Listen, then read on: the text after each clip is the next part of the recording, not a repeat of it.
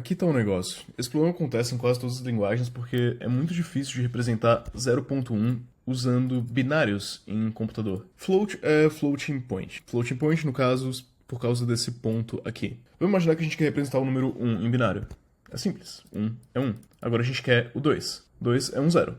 3, 1, 1, 4, 1, 0, 0. E assim por diante. Só que a gente pode imaginar que o nosso 4 é 4.0. Esse aqui, esse bit, vale 2 na 0, ou seja, 1. Esse bit aqui vale 2 na 1, ou seja, 2. Esse bit aqui vale 2 na 2, ou seja, 4. Só que se a gente continuar para depois do ponto, a gente tem que esse bit aqui vale 2 na menos 1. Então, se eu mudar esse 0 aqui para 1, esse número daqui, em decimal, seria 4.5. E se eu jogar mais um 1 aqui? Bom, vamos continuar. Isso daqui é 2 na menos 2. No caso, esse aqui é 0.5, esse aqui é 0.25. Então aqui a gente teria 4.75. Qual que é a dificuldade aqui? A dificuldade é representar 4.1. Porque se a gente for seguindo a lógica, isso daqui é 0.5, isso daqui é 0.25. Se tivesse mais um 1 aqui, seria 0.125. E se tivesse mais um 1 aqui, seria 0.00625.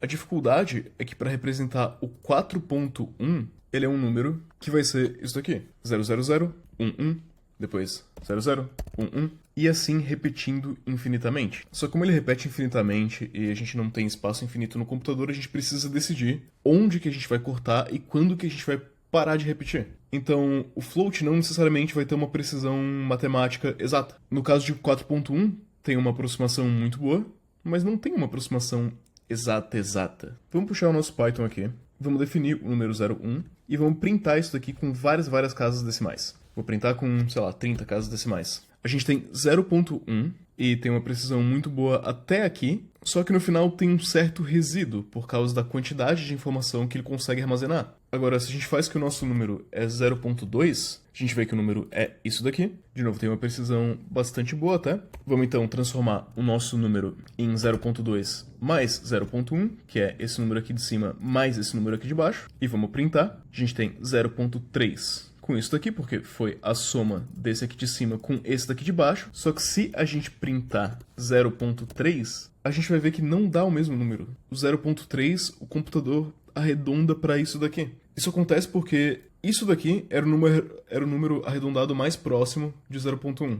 Isso daqui era o número arredondado mais próximo de 0.2. A gente somou os dois e deu isso daqui. Só que o número arredondado mais próximo de 0.3 que o computador consegue representar não é esse daqui. Esse daqui é a soma dos arredondamentos de 0,1 e de 0,2. O número mais próximo de 0,3, na verdade, é esse daqui. E se a gente olhar, ele realmente é um pouco mais próximo do 0,3. Porque aqui tem uma diferença de 4, né? Do 0,3, 4.4. Aqui, o que falta para chegar no 0,3 seria um 12, né? Teria que somar um 12 a esse 88 aqui. Então, esse número aqui de cima, ele tá mais longe do 0,3 do que esse daqui. Para resolver esse problema do igual, 0.2 mais 0.1 igual a 0.3, se a gente quiser que isso daqui retorne true, a gente não pode fazer comparação com float assim sem dar nenhum parâmetro para o computador. A gente precisa dar a nossa margem de erro, a nossa margem de o que a gente considera igual. Eu vou então, para corrigir esse problema, importar o math e usar um método chamado isClose. isClose, na verdade, é para ver se os resultados são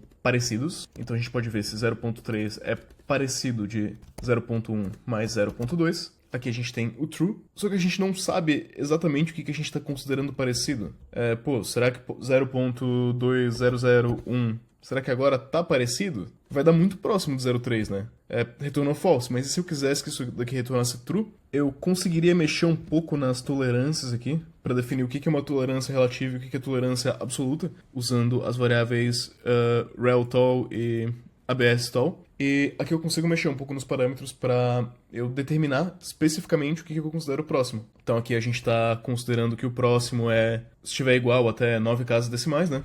Vamos remover esse relative tolerance para simplificar um pouco. E vamos colocar aqui o absolute tolerance até 2 casas decimais. Aí aqui eu tenho de novo que é true. E é assim que a gente mexe com floats considerando a natureza um pouco imprecisa de floats. E é por isso que quando você mexe com dinheiro, você não quer usar um float, você quer usar um decimal. Então aqui a gente vai criar que o A é o decimal 0.1 mais o decimal 0.2, porque o decimal não vai usar floats, ele vai usar por debaixo dos panos números inteiros. Vai ser computacionalmente bastante mais caro usar decimal do que usar floats. Na verdade, cá entre nós não é tão mais caro assim, né? A gente já tá usando Python no final de contas. Só que o decimal não vai ter esse problema, porque debaixo dos panos eu não tô usando floating points. Eu tô usando apenas inteiros e fazendo operações um pouquinho mais complicadas. Aqui eu crio meu decimal 0.3 e eu pergunto se A é igual a B.